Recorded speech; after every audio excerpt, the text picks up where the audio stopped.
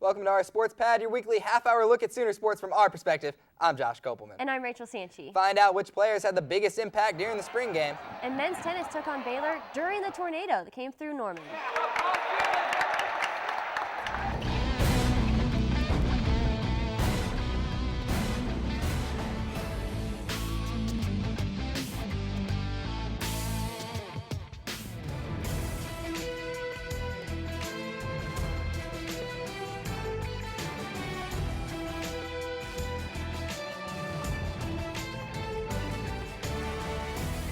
Hello, welcome to Our Sports Pad. Rachel, spring practice is over. That means it's time for spring football, or the game actually, now complete as well too. Yeah, fans actually got to see them play since the Insight Bowl. And fans also got to see new players that will be playing for the Sooners next year. Let's take a look at the highlights.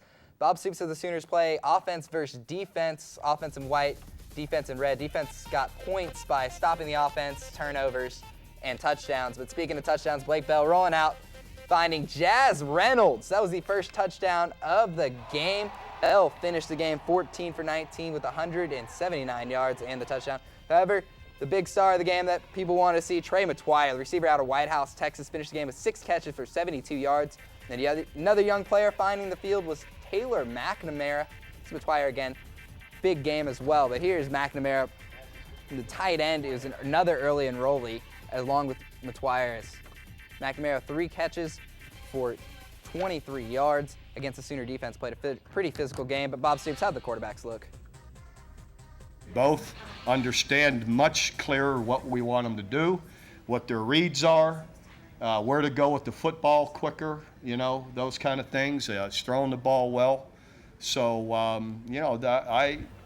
this didn't surprise me. I've seen them continually improve. Today, can you tell us a little bit more about him? He's just, he's got incredible hands, ability to make plays, a knack for adjusting to the football, all the things you saw today. He can run, you know, he really relishes the moment. He's a competitor. And now here to break down the spring game is OSP's Drew Farley. Okay, so Trey McTwire is earning some praise from the head coach. And what is it about McTwire that everyone's talking about? The guy is just a physical beast. 6'2", 198 is what he says on the roster. I think he's a little bit bigger than that. He came into the spring game. He's already mature. He's probably only 18, 19 years old, freshman. And he had a spring game not unlike that of a one Kenny Stills a couple years ago. So we're looking for him to make a huge impact. He ran off some mid-screens, made some big plays. Just really exciting player. Catches everything that gets thrown to him. Can't wait to see him in the fall. Okay, so Landry Jones pretty much has the starting position locked up, but was Blake Bell's performance enough to knock him out of there? Blake had a great game. He had one of the 2 touchdown passes. I think his stat line was something like 14 for 19, 179 yards and a touchdown. Those are Landry-esque numbers, I guess you could say. But as far as the backup positions go, it's hard because the spring game is just this little look into what we see in practices during the spring. And so if you ask Josh Heupel, if you ask Bob Stoops, they're going to tell you that it's still a quarterback controversy there at the backup position. You're not going to see him make a decision until right before the game starts. Okay, and were there any other players that made a statement in this game? You know, there were a lot of guys. The offensive line is something we don't talk a lot about in football, but really the depth and the talent that we have along the interior and even at the tackle position is, you know, remarkable. We have a lot of guys. Adam Shedd had some good snaps. Tyrus Thompson started with the starting lineup. Maybe even have a little bit of a left tackle position because we just graduated Donald Stevenson. Talented players making, you know, big plays in the game. Trey Millard's a guy we don't talk about a lot. He might be one of the most talented players on the team, playing fullback, running out of the backfield like a running back, blocking in line like a tight end. He's making a lot of great plays for OU. And so we've got a lot of good players. Excited to see what we can do next fall. Okay, well, thank you so much. And Josh, it seems like even tornadoes can't stop the men of OU tennis from playing their game. No, tornadoes can't, because the OU men's tennis team took the weekend by storm here in Norman. Sooners faced defending Big 12 champ Baylor. As Norman was inside for the tornado on Friday, crowd energy was higher than ever as Custom Pavel and Dane Webb led OU to winning the doubles point. Parakeet Siri Butwong, better known as Deuce, clinched the match for the Sooners, winning 6-2, 7-5. Dane Webb and Guillermo Alcorta led the team in singles to defeat Baylor 4-3. The men's team is looking to claim its first Big 12 title. pretty sure, man. I mean, we're all very into it. So yeah, man, and that's the objective we have, and I think we're gonna make it, man. We're playing really well. Yep. The men's team followed up its victory with an even bigger one on Sunday. The Sooners took down Texas Tech as it claimed a share of the Big 12 title. Lawrence Formentera and David Poulter led OU, giving it the doubles point and the early lead. Kostin Pavel led the team in singles, winning the first match in straight sets. Dane Webb and Guillermo Acorda also had strong singles wins to seal the match for the Sooners 5-2. OU is one match away from fully claiming its first Big 12 title. I think the guys just got a little bit of taste of victory right now, and I hope they'll be greedy for more, and I don't know, I just look forward for a lot more than this. You know, I hope this is just the first step, and everything will go from here. When we come back, avoiding the tornadoes, softball was in College Station this weekend. And Sooner baseball rights its ship against Missouri. Stay tuned. I'm Kayla Novak, I'm an OU gymnast, and this is our sports pad.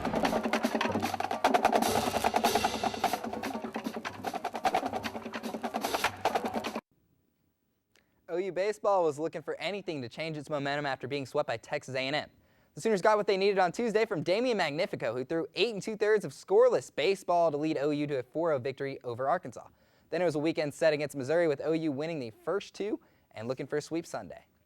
The bottom of the third, OU down 2-1, trailed in every game this series, but Max White says we should trail no more here in Game 3. 2-run double, scoring 2. Sooners lead 3-2, and on the mound, Jonathan Gray dominating, went 5 2/3 inning, striking out 6 batters, but got into a pickle in the 7th as Steven Okert forced to come in. The bases loaded, he gets Brandon Champagne to ground to Bushyhead to end the inning. Sooners still leading 4-2. Bottom 7 now, Bushyhead, he gets the bat. That's what they do after they make a big play in the inning. Lines a double down the line that scores Eric Ross. OU gets a sweep with a 5-4 win, and the Sooners still have slim at-large hopes.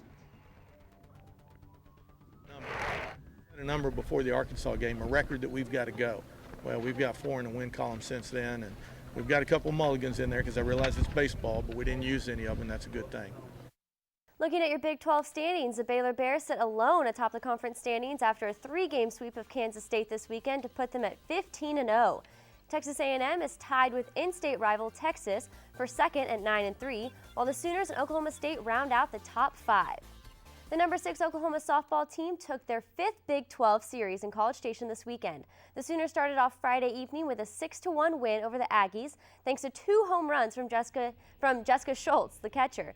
The junior now sits at 3rd on the OU career charts with 43 home runs. In Saturday's first game, pitcher Kehlani Ricketts added another multiple home run game, making that the 12th for the Sooners this season in their 5-2 victory for the series. Sunday's game was moved to Saturday evening due to weather, which the Sooners dropped 4-2.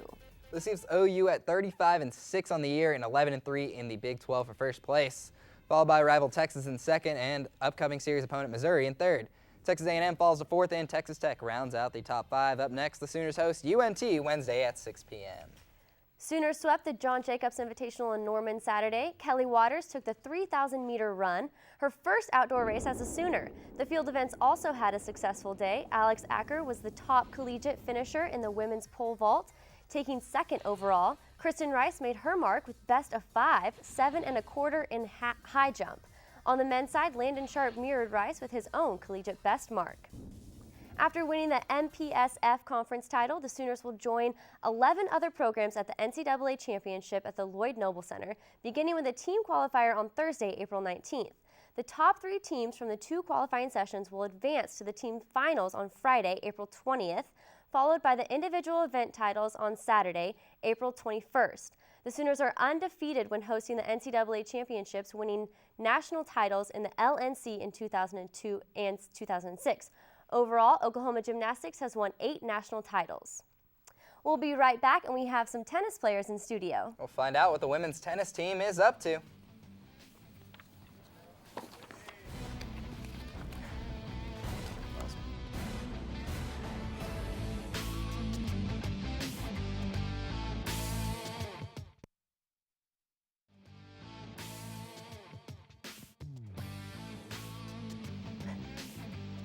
This week, women's tennis is off and decided to sit down with OSP's Theron Smith. Theron? Thanks, Rachel. I'm here with OU tennis players Whitney, Ritchie, and Mia Lancaster. Ladies, thanks for being here. Thank you. Y'all traveled to Stillwater last week. Both of y'all won your tennis matches in straight sets. Talk a little bit about how it feels to sweep your rival, Oklahoma State. Well, the first time we played them here at home, so of course we were pumped about playing at home with our family and friends that could come to watch. And we wanted another win because it got us to 10 wins for the season. And so going into Stillwater, we were a little nervous playing on their courts. But we did a great job. We came out, we got rained out the first time and then had to go back again, but we came out with energy and got to 4 points. You got anything, Whitney? Yeah, I would say definitely the second time. We went there on, I think it was a Saturday. You could tell they were ready to play, excited, ready. It's Bedlam, so it was pretty big, but it got rained out. So that I would say that was probably an advantage for us because they were pretty excited. Tuesday we came in, they had class that morning. So I would say, it was definitely to our advantage that we got to play them on Tuesday. Okay. So y'all, I understand both of you went to Bishop McGinnis High School. Mm-hmm. You're highly touted recruits coming out. Both of you were 5 stars. You played together in high school, and what made you guys decide to come to OU? I was the first one to decide to come here, but the main thing for me was definitely the coaches. At the time, Dave, who's still here, and then Brooke Conley, and then it was so close to home. A big thing for me is I didn't want to go far away from home. So that was basically, the biggest factor for me. I took a little bit more time. I just wanted to see what was out there, and then it just all fell into place. My best friend was going, my sister's on the team, and the coaches are great, and it was close to home, so. Okay, your team is young this year. You've had your ups and your downs. You're looking ahead to playing Texas, and then you got the Big 12 championships in a couple weeks. How's your guys' confidence heading into those matches? I think just after, the Bedlam match was a very big match for us that brought us to 10 wins, and that's ultimately what we were looking for going into that match because the ranking-wise, they take your 10 best wins, and we got it. So that was a big confidence booster, especially heading into Big 12s because, yes, it's been quite a rough year, but that was definitely good for us. Yeah. That's you. I'm looking forward to this weekend. We're the underdog, so the pressure's more on them, but we're still looking to get a win in this weekend. So. And a product of y'all being so young, all of you will be back, which is obviously big. Just talk about what the future holds for OU tennis. Yeah, we're going to lose 2 seniors. They've been great for us, and then we have how many, 4, 5 people returning? 5 people returning and 3 more coming in. So 3 really strong players, so the future looks really good. Yeah. Okay. So I'm sure y'all have played against each other before, and you said you're best friends. And who's better between y'all? I'll let her take this one. Well, we've played several times, especially, we're from the same high school, we're from the same, Missouri Valley section. We've played quite a few times, and, we go back and forth, but I think. But she takes the head. She's playing 1, I'm playing 3. So that explains it. What tennis players do y'all admire? Roger Federer, of course. Yeah, he's a big one. I don't really watch much professional tennis, but when Roger's on, I find time to watch him. He's great. Yeah. Okay. All right. Thanks, ladies. Rachel, back to you. Thanks so much, Theron, and thank you so much, ladies. Well, the Thunder on a roll, one step closer to number 1. We'll have more details when we come back. Michael Beasley pushed to the basket.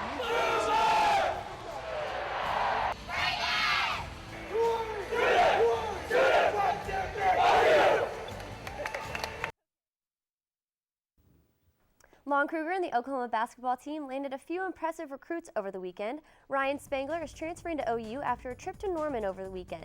The 6'8" transfer will sit out this year, but played in 22 games for Gonzaga last season. Another transfer is also 6'8" forward DJ Bennett from Indian Hills Community College in Iowa.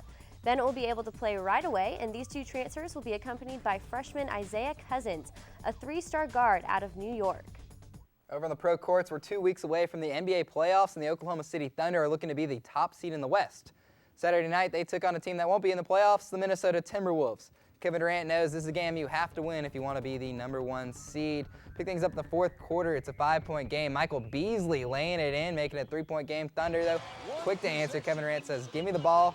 You can't guard me. I'm just going to go coast to coast. Giving Thunder a 5-point lead. Thunder end up winning 115-110 and lead the Spurs by a game for the top seed. Los Angeles Clippers and the Golden State Warriors played this weekend in LA. In the first, here's Chris Paul lobbing it to DeAndre Jordan.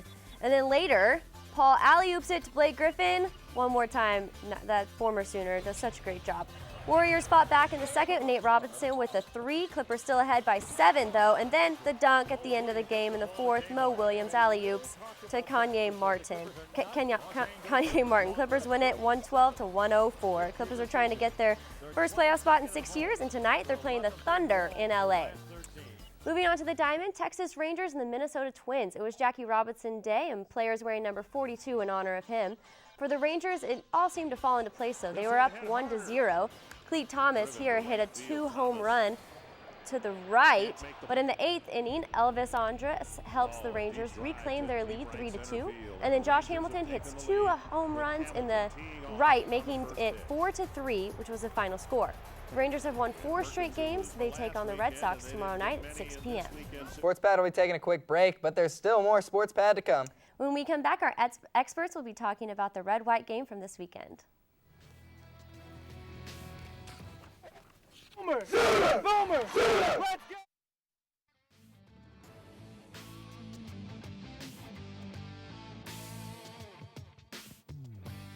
Welcome back to our SportsPad. I'm joined by Theron Smith, Drew Farley, and Drake Dyken. We're here to talk a little more spring football. Guys, what was your impression from the spring game? For me personally, it had to have been seeing Trey McGuire. The guy is big, fast, strong. He can run. He can catch everything. He was a very impressive player for me to watch. And Jazz Reynolds played very well, too. He had a couple drops, but he also had the big play from the throw from Blake Bell. Dunked it through the goalpost, got a flag in a spring game. And I think Kenny Stills may be our 3rd best receiver right now, which is hard to say. But even with the big play threat, I don't know if he's as good as the other 2. If you disagree, guys, feel free to just hop right in. Do you think? I might want to counter that a little bit. It's hard to tell with Kenny Stills. He did have a lot of drops, this Saturday, and it was really concerning. But you got to look at it. It's kind of windy. The balls weren't exactly clean coming at him. But I think Kenny Stills, we're hearing that he might be playing in the slot, and you're going to see Trey out wide, and you're going to see Jazz out wide. And so if he can work some underneath stuff and fill that void of Ryan Broyles, and then Trey steps in for Kenny, you're looking at a dangerous receiving core. We also got a lot of quality depth. Trey Franks had a great game. He was second to McGuire in catches and receiving yardage. So there's a lot of good talent in the receiving core to help step up for Ryan Broyles. Well, and the thing about the receiving core is that you guys laughed at me off the air when I said that Taylor McNamara is going to have a big game and he's going to be an impact player this next season. Well, I don't think anyone laughed at you off the air. Yeah, you laughed. Admit it. It's all right. But, I mean, the thing about it is that stuck out to me is that Jordan Phillips at defensive tackle was absolutely impressive to me. What's been the biggest problem for the University of Oklahoma football-wise on defense? It's been the physicality in the middle, at middle linebacker, at defensive tackle. It's been the biggest problem. I thought that he had a great spring game. I thought he was very impressive. Okay, guys, so backup quarterback position, another big topic. Drew, you said Blake Bell doesn't have it yet. Not yet. Drake, would you disagree? Would you agree? I don't think they did necessarily enough to override Drew Allen for the number 2 spot on the roster, but I think that he showed some of the promise, some of the talent that a lot of scouts saw coming out of high school, most definitely. I have to agree. I think Drew Allen is the clear backup right now. I know it was a windy day, but I haven't seen enough from Blake Bell throwing the football to make me confident in him to come in if Landry goes down. And don't forget about Kendall Thompson now, right? Okay, this guy came in last year, so. Kendall Thompson did have a touchdown in that. But that's all the time we got for now, guys. Sorry for that. Rachel, when can they see us again? Well, you can catch our show next Monday on OU TV or youtube.com/OurSportsPad. For Josh Kopelman, I'm Rachel Santschi, and on behalf of our entire student team, good night.